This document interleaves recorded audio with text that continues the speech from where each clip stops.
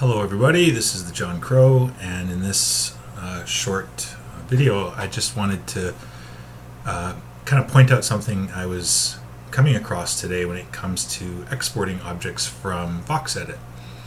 I've got two objects here. You can see it's pretty much the same palm tree. I've just made variations on both. I'm not on a machine that has this asset on it right now, but in any event it's made up of a number of different pieces. You can kind of see how it's I've got a non-animated version on the left here, and I've got the animated version on the right. So the problem with the animated versus the static is the bounding box. And just to show you, I'm just going to jump into the game here. Let me just put something so I can figure out which is which. So I'm just going to again put this rock there, and I'll put that there. Okay, so if I jump into that now, where is it? So I can get really close to this one. This is my static one in terms of its bounds. You know, I'm only really relegated, and actually when I looked, I kind of walked through it as well.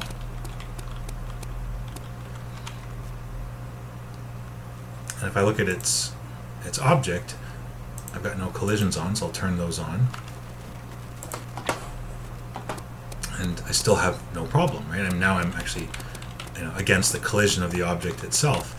So this works out really well. If I take away the rock, I've got this nice tight kind of bound here. And this is this trunk was built at it's 12 voxels at the bottom, then 10, and then it goes 8 the entire way. And it's obviously made up of segments that I built separately in VoxEdit. You can kind of see it as I built it there. So that's why I'm getting the bounds, and you'd think that would extend to the animated tree here. And when I put this animated tree down, I believe this one has the collisions turned off. So again, it was the only way I could figure out how to get those collisions working, or not the collisions, but actually be able to walk within the under canopy of the tree itself. So if I turn the collisions on here, I don't have the same behavior. I get stopped like right there. So it's almost like it's taking the entire bound of the object once it's animated versus the separate bounds of the individual items that were exported as VXMs and brought into animate and rigged up. So I mean, obviously the only thing you can really do here is kind of chain out a little bit. And so let me just delete this. Oops. This ground, and obviously like turn off the collisions, and I should have a little box. There it is. It's the box I use. And turn the visibility on it off. I'm having a problem selecting here. There we go. It's defaulting to the wrong object. So let me just dive down here, grab the wooden box, and we'll just snap it like that.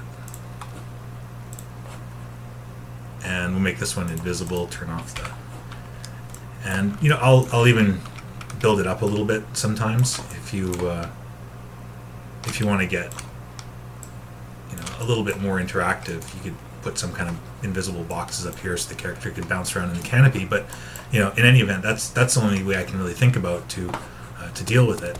And unfortunately it just adds more nodes, right? Like it's more objects, and if I wanted to do an entire forest like I've got over there, immediately I run into this problem. Right now they're all turned off. I have collisions turned off, and so if I go and turn those back on again, I'm just kind of blocked, right? So if I go and grab all of those, not that one, and turn the collisions back on. So these are the animated ones.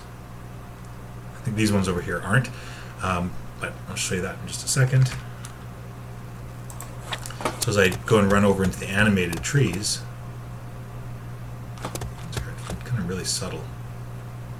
There they go. You kind of see I just get blocked, and I can't really really get through. So I'd have to really kind of space the trees out, and in the type of terrain I'm creating, the palm trees are really close together, and so design-wise, it doesn't really work to have them spaced out.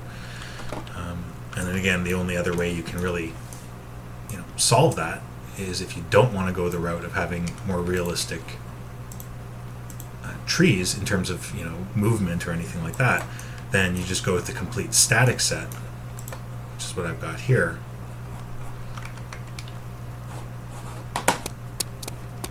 if I go over into this one's already set up nicely. So if you're doing any kind of, so I can run into that tree. And it's just, yeah, there's just so much more freedom. So I guess the idea is to probably be selective when you're doing this, and maybe have some hero trees that are moving and balance it out between those that aren't. But if it's a bug or something, or it'd be interesting to know, and if it's something that's on the horizon to be fixed, or if there's kind of an explanation, we need to know what's happening mechanically under the hood with regards to Sandbox there. In any event, my name is the John Crow. I hope this maybe helped you with something you're working on, and I will talk to you soon.